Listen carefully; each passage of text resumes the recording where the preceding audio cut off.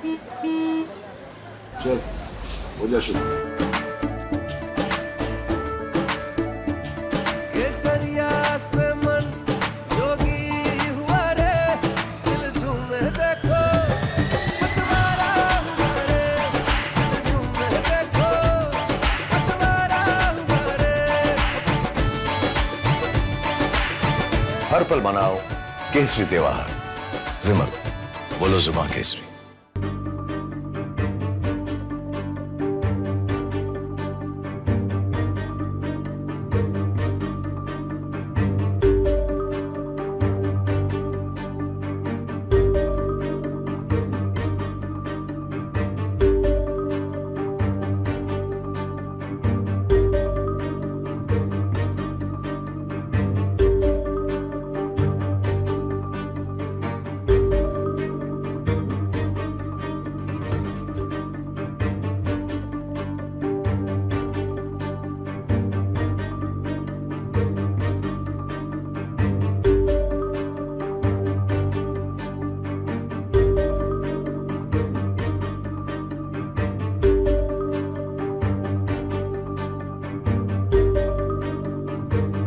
Under section 302, 307 IPC, 727 Arms Act, 16, 18, 20 UAPA Act में एक बहुत बड़ी सफलता आज हमें हासिल हुई है।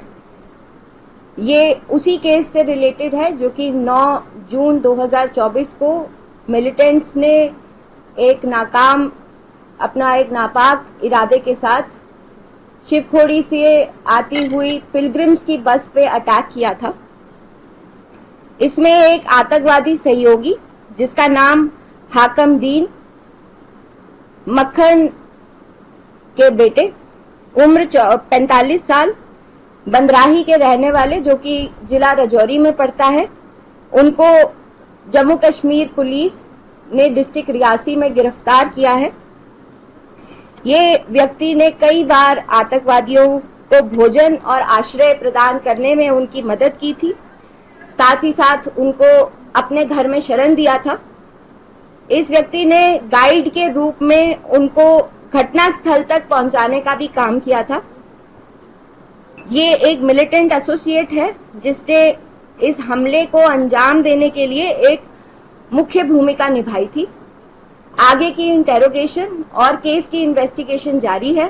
देखिए, अभी जैसा मैंने कहा कि इन्वेस्टिगेशन जारी है, तो अभी इसका मैं डिस्क्लोज नहीं कर पाऊंगी डिटेल। अभी तक कितने संदिग्ध व्यक्तियों को हिरासत में लिया गया और क्या तक सामने आया?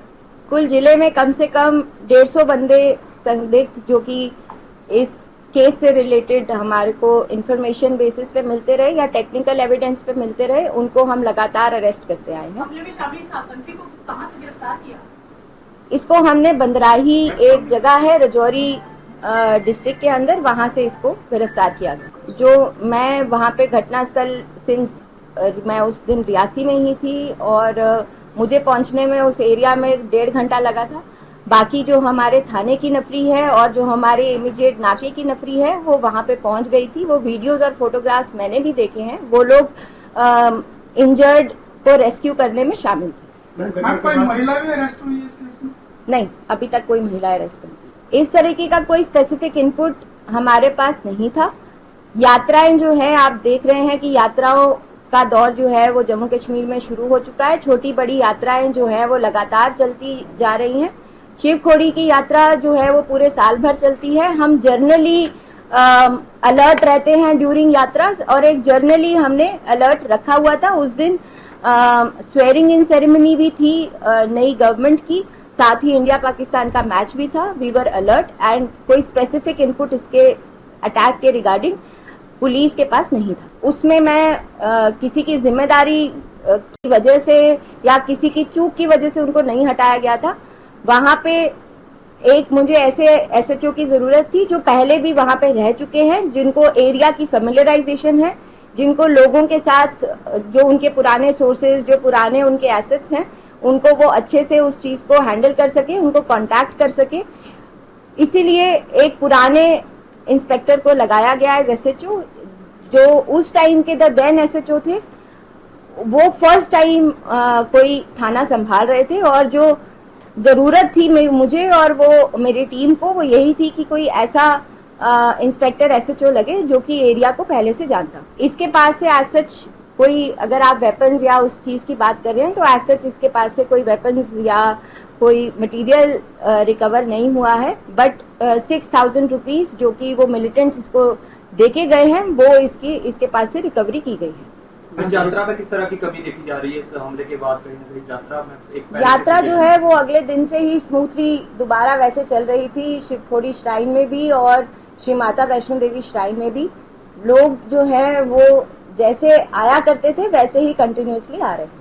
उनको मैं यही संदेश देना चाहूंगी कि डिस्ट्रिक्ट पुलिस रियासी एकदम मुस्तैद है। शिवखोड़ी श्राइन पे, उसके आसपास के इलाकों पे हम लोगों ने अपनी मैन पावर रिसोर्सेज काफी ज्यादा बढ़ा दिए हैं और वो श्राइन को कोई खतरा नहीं है। आप लोग आए और जैसे आप यात्रा को हमेशा से करते आए हैं अपनी श्रद्धा पूर्वक, वैसे ही आगे भी करते रहें।